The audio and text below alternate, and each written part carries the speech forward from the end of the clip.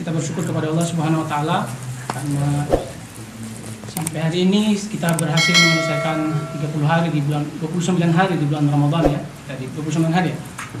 29 hari yang alhamdulillah berjalan dengan lancar. Saya kemarin misalnya ada beberapa orang di sekeliling saya, atau taruhlah misalnya saya dapat kabar dari Mas David. Teman Mas David itu hanya bisa menjalani Ramadan misalnya hanya beberapa hari, kemudian harus dipanggil oleh Allah Subhanahu wa taala.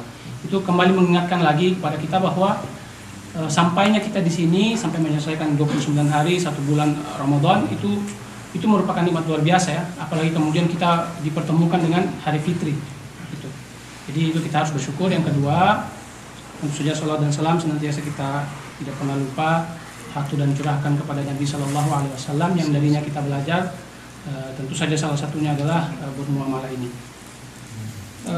Dalam kesempatan ini saya mau sampaikan, mempertegas saja poin-poin yang tadi, karena sebenarnya saya merasa poin yang disampaikan Mas Noah tadi itu sudah cukup yang paling baik begitu, karena saya rasa tidak ada yang paling pantas bicara di sini soal bagaimana sulitnya menjalani Ramadan dan hari raya Fitri atau hari raya yang lain di Turki ini ya, khususnya di bursa ini selain beliau yang ada di sini. Jadi itu sudah cukup baik. Sebenarnya yang saya muliakan Pak Ketua, teman-teman semua, dan tamu-tamu juga teman-teman semua.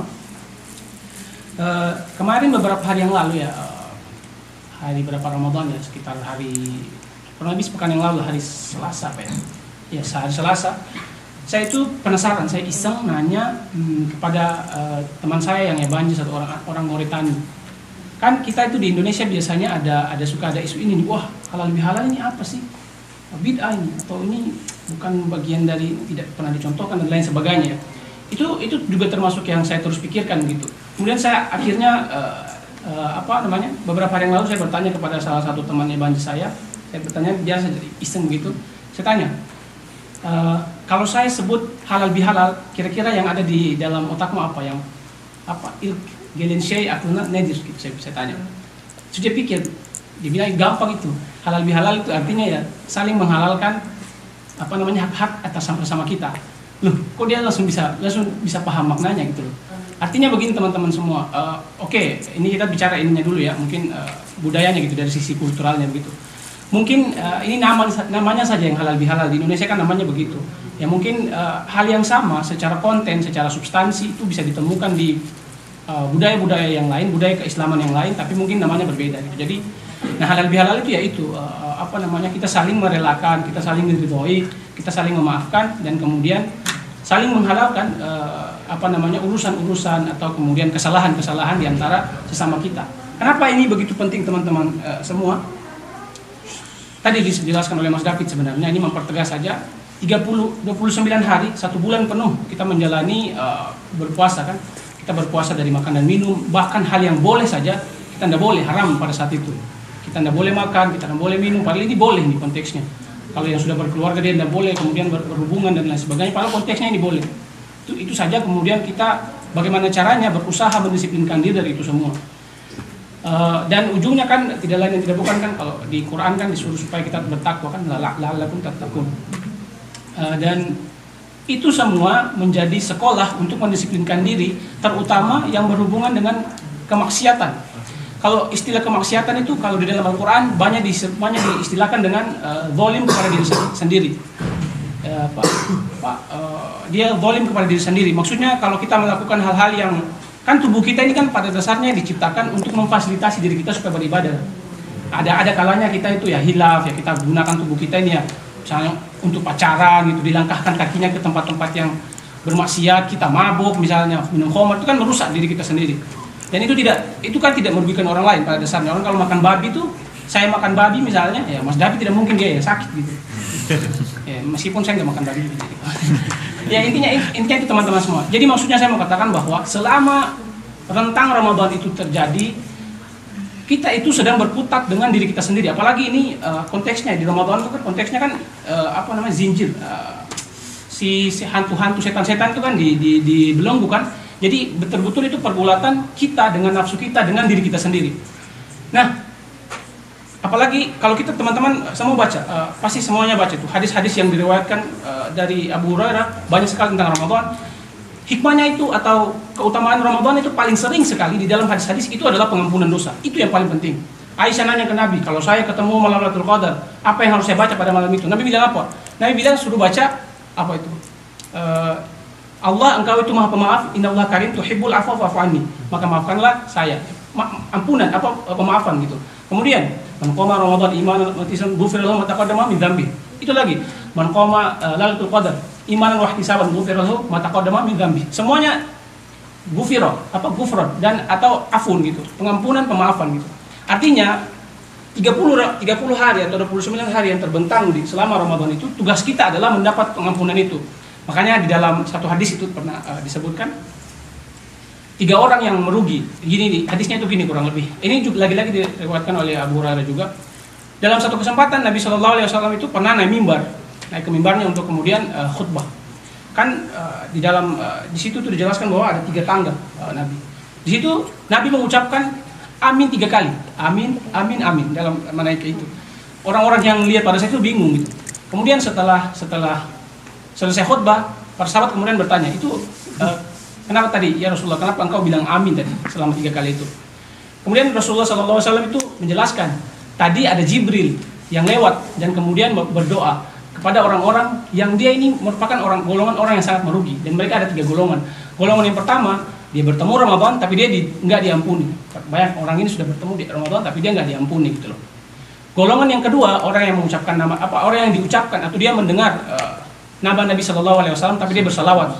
Dan golongan yang ketiga, orang yang masih ada orang tuanya tapi dia nggak berbakti.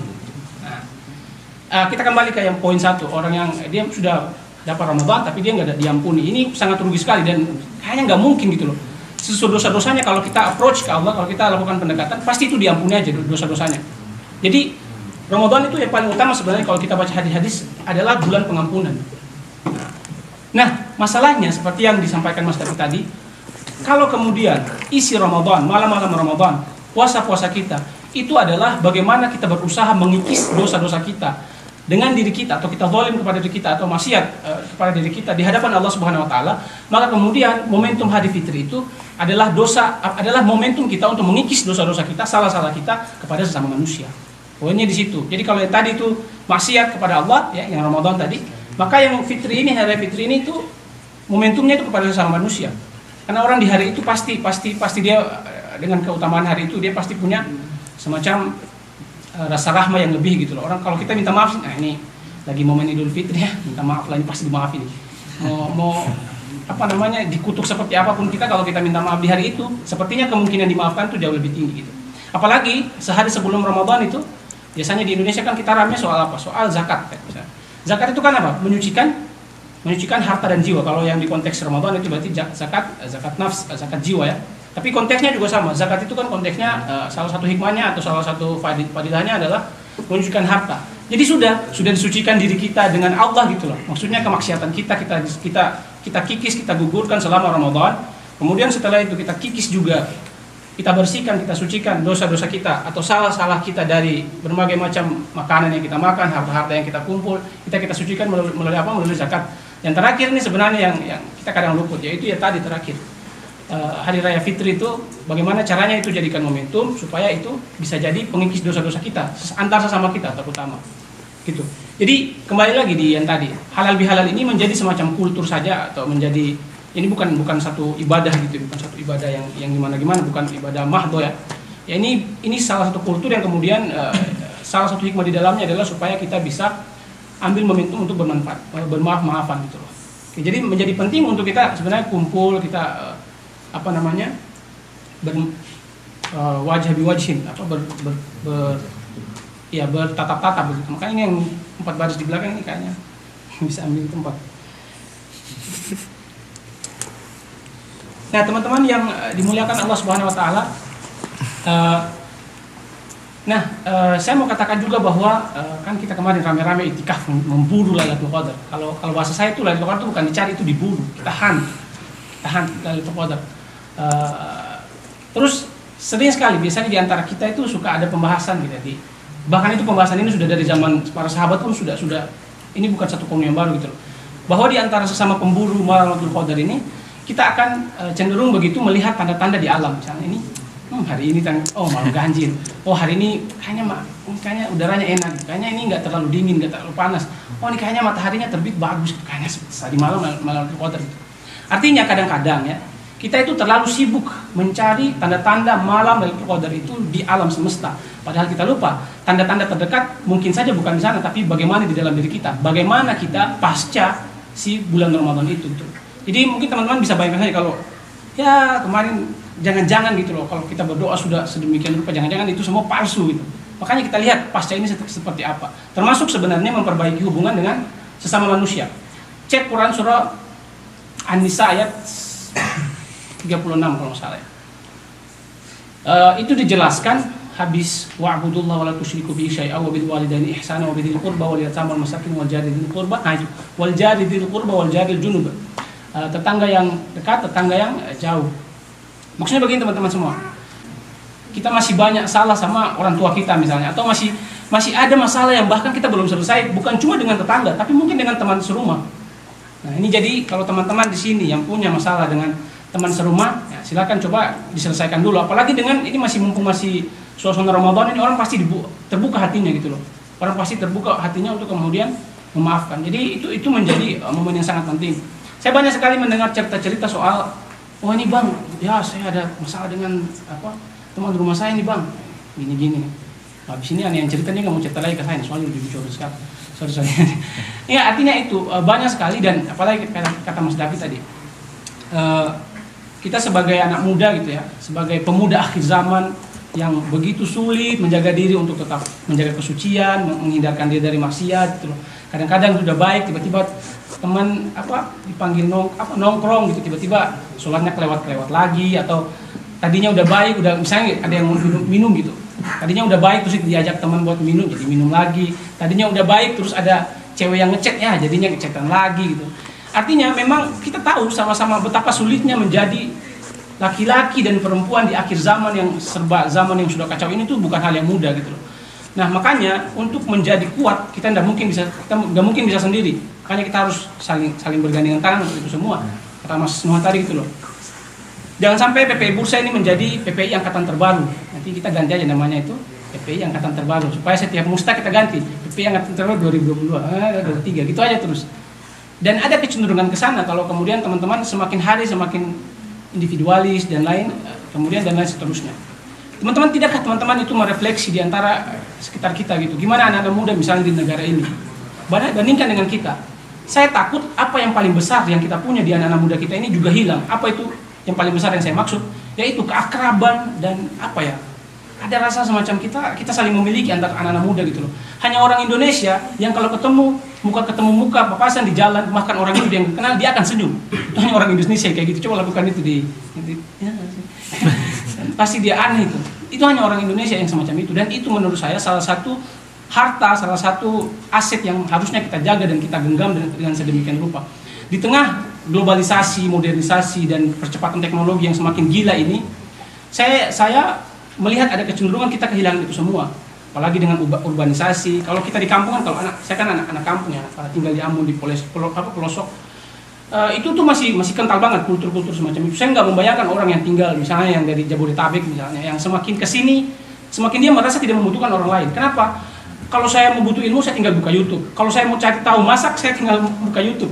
Kalau saya mau belajar saya tinggal buka teknologi saya. Jadi kemarin kita sempat ngomong tuh Jan, yang di Tokyo apa salah satu keresahan terbesar sebagai pemuda hari ini. Dan kita semua sepakat di dalam forum itu di Pokyo itu adalah Bireselik. Apa itu Bireselik? Nah coba yang Turkinya bagus apa itu? Biresel kan ada tuh, Biresel kan ada. Biresel itu kan individual, Bireselik individualism. Yaitu semakin kesini, semakin dengan orang punya handphone, ya orang semakin gak membutuhkan orang lain gitu loh. Padahal ya saya itu percaya bahwa kita itu diciptakan ya pasti mau saling membutuhkan. Makanya orang Arab itu nggak mungkin kita bisa tanam jagung di sana, dia tumbuh minyak aja di sana, dan minyak nggak mungkin bisa tumbuh di negara-negara yang Cina, nggak mungkin tumbuh minyak di sana. Artinya sudah dibikin begitu, sudah dibikin bahwa orang ini akan membutuhkan orang ini. Makanya nggak mungkin kita akan hidup bisa sendiri, tuh tidak mungkin. Jadi itu teman-teman semua. Nah kemarin setelah selesai Idul Fitri, Saya itu kan ini kan, saya lihat mana yang kemarin sholatnya di Al-Irisa siapa? Angkat tangan. Sholat di Al-Irisa yang mana ya? Sholat di Al-Irisa. Misal kemarin banyak ya, baca foto depan. Nah itu. Saya iseng, kan ada teman saya Malaysia kemarin kan saya iseng tanya ke dia juga. Saya itu sering begitu, saya itu sering kasih pertanyaan-pertanyaan supaya jawaban-jawaban mereka bisa saya pakai orang kayak gini. Saya tanya begini, namanya Bangkai, saya tanya, bukan Bangkai, saya abang, bang, menurut antum apa sebenarnya makna dari orang berlebaran misalnya?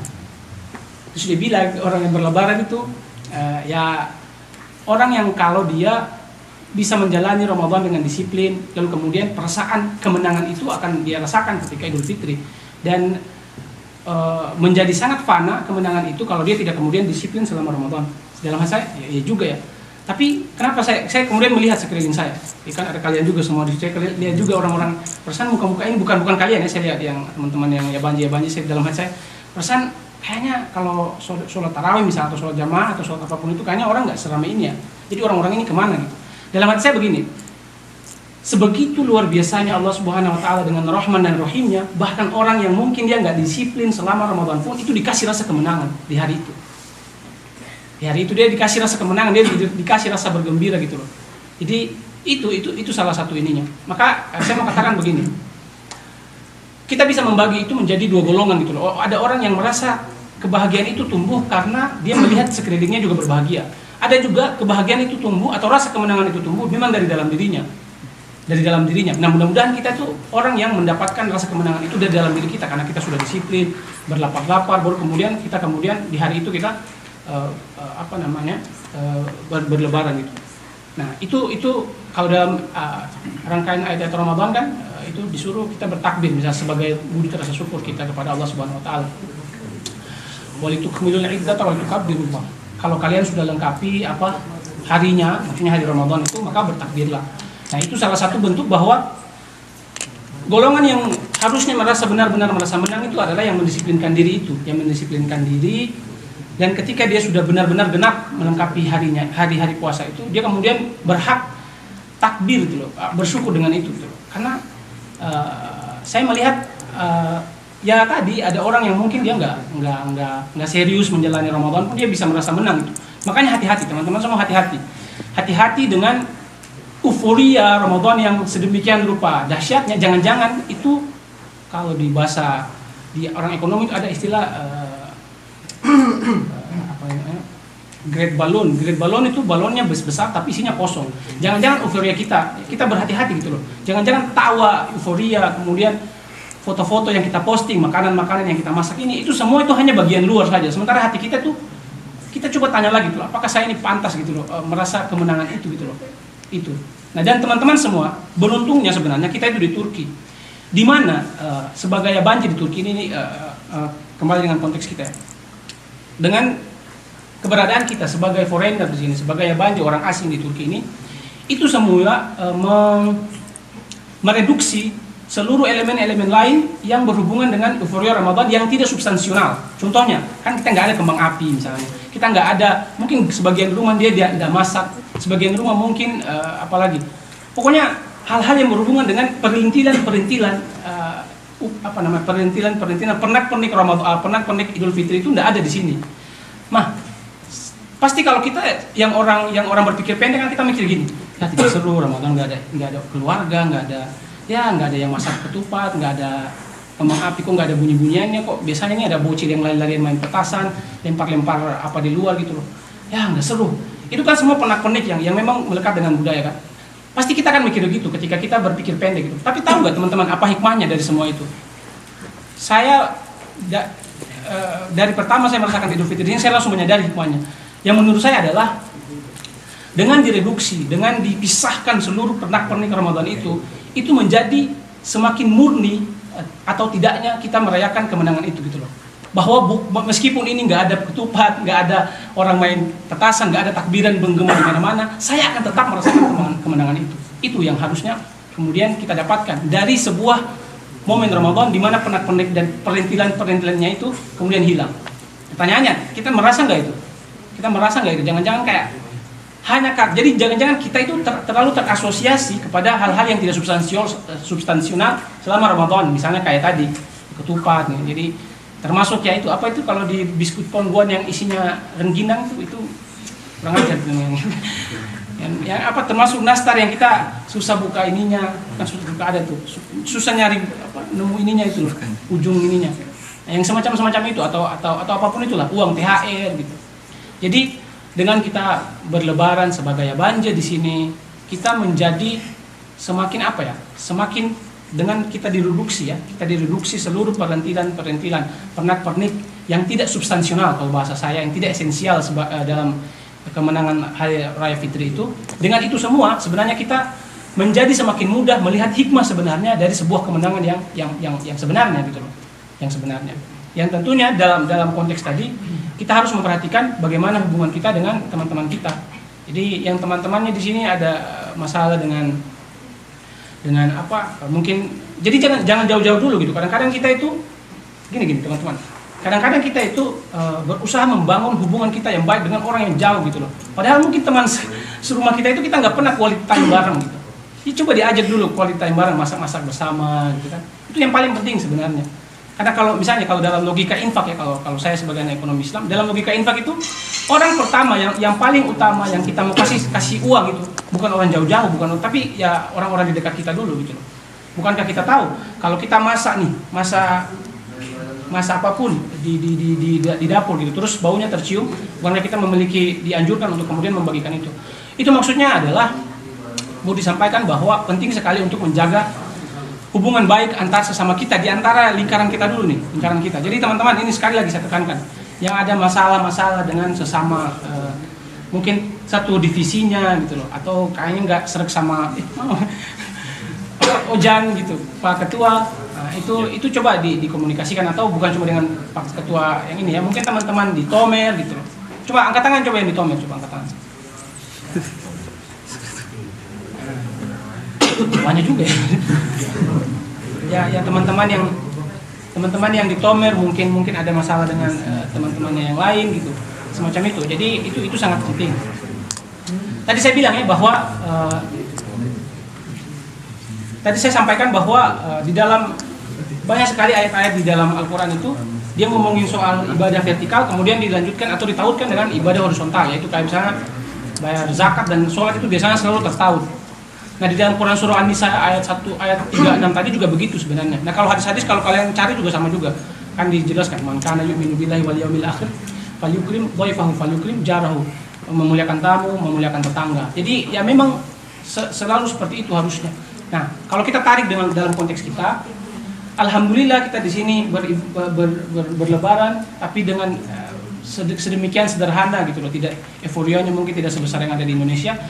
Kita harus tetap bisa melihat hikmah baiknya. Hikmah baiknya tadi, mudah-mudahan itu menjadikan kita mudah untuk melihat dan mempertanyakan hati kita bahwa saya itu menang benar-benar kemenangan yang memang bermakna gitu, bukan kemenangan yang dipicu atau diasosiasikan kepada pernak-pernik yang tadi tidak esensial tadi gitu. Itu satu. Yang kedua, setelah kemudian teman-teman ini kesimpulannya, setelah kemudian teman-teman itu diberikan kalau saya bilang privilege lah, orang itu privilege kalau bisa. Ibaratnya gini teman-teman sekalian, kita itu disuruh Allah Subhanahu Wa Taala untuk melihat satu hal, tapi di sini tuh ada banyak penghalangnya. Kadang-kadang kita tuh nggak bisa lihat hal yang ini, tapi kita kehalang sama penghalang ini loh. Karena ketika penghalang itu ada di situ, berarti kita lihatnya nggak susah lihat konteks yang sebenarnya. Nah, ini kan anggaplah kita di Indonesia gitu loh, ini kemenangan sejati. Terus ini kembang api, pengguan isi rengginang, apalagi ayam menyamar jadi jahe menyamar jadi ayam, lengkuas apa sih itu? Lengkuas menyamar jadi ayam, itu semua ini nih. Semua yang kita salah artikan, pertanyaan kapan nikah ini semua di sini. Nah, ini kan semuanya kalau ini kita hilangkan, kita bisa lebih leluasa dan lebih objektif melihat konteks sebenarnya dari kemenangan. Nah itu yang satu. Yang kedua, ketika kita sudah bertanya dan bermuhasabah soal sudahkah kita ini sebagai orang-orang yang menang di dalam dan berhak merayakan kemenangan itu. Konteks yang kedua dan kesimpulan yang kedua adalah tadi saya mau sampaikan bahwa perbaiki hubungan dengan masing-masing teman kalian gitu loh. Yang paling dekat. Termasuk sebenarnya dengan orang tua gitu. Di sini ada nggak yang belum menghubungi orang tuanya? Oh, itu anak kurang ajar betul itu. Ada ya. hati-hati tadi di dalam konteks yang tadi Nabi Shallallahu Alaihi Wasallam turun tangga tadi, yang terakhir kan itu orang yang masih ada orang tuanya tapi dia nggak dapat surga karena dia nggak berbakti, itu rugi betul itu. Nah, jadi jangan sampai juga teman-teman termasuk yang itu. Jadi itu orang tua setelah orang tua, insya Allah kalau orang tua aman lah ya. Ini pasti nih dengan teman-teman sekamarnya gitu atau serumah, itu mungkin kayaknya potensi untuk banyak pergesekan tuh besar gitu ya, tinggi gitu. Apalagi ini masih umurnya kan masih dari sini dikasih kebebasan sedemikian rupa. Yang ketiga teman-teman semua, pasca kita kemudian menjalani 11 bulan ke depan ini seperti apa. Nah, saya mau katakan begini teman-teman semua, ini konklusi yang terakhir, konklusi yang ketiga. Balik lagi bahwa menjadi anak muda, menjadi kalau bahasa akhi okti itu ini jomblo apa? Jomblo fisabilillah gitu loh. Artinya menjadi anak muda akhir zaman yang senantiasa mendisiplinkan diri dari hal-hal yang kemaksiatan, godaan-godaan dunia dan segala macam gelap-gelipnya ini, itu bukan sesuatu yang mudah gitu loh. Kadang-kadang saya tuh kalau lihat teman-teman saya ini jujur aja nih, saya kadang-kadang lihat teman-teman gitu misalnya di Tomer gitu atau dimanapun lah atau di jalan kayak bercanda-canda gitu, ya mungkin saya kadang-kadang merasa gitu loh, merasa kayak gimana saya ngomongnya biar tidak menyakiti hati kalian.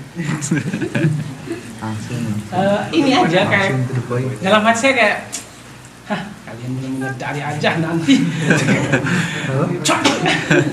Kadang-kadang ngerasa gitu aja gitu. Kadang-kadang kita gini, ketika kita ada di sini kan orang tua pengawasannya minim. Kemudian kayak tadi kasih tahu Mas Nuh, kita tuh terlalu nyaman betul. Saya juga merasakan itu gitu. Nyaman betul, rasanya itu tanggung jawab tuh rasanya nggak ada gitu loh. Kemudian ya yang tadinya kita disuruh-suruh orang tua atau diperintah-perintah orang tua atau dibatasi pergerakan kita oleh orang tua itu nggak ada gitu loh. Benar-benar bize kalsen gitu. Benar-benar ini menjadi satu kehidupan yang bertumpu pada kita ya. Saya mau ngapain ini terserah saya gitu. Benar-benar mendapatkan kebebasan sejati. Nah, dengan kebebasan sejati itu bisa berbahaya kan kalau kita nggak maintain dengan baik, kalau kita kemudian terpapar gitu.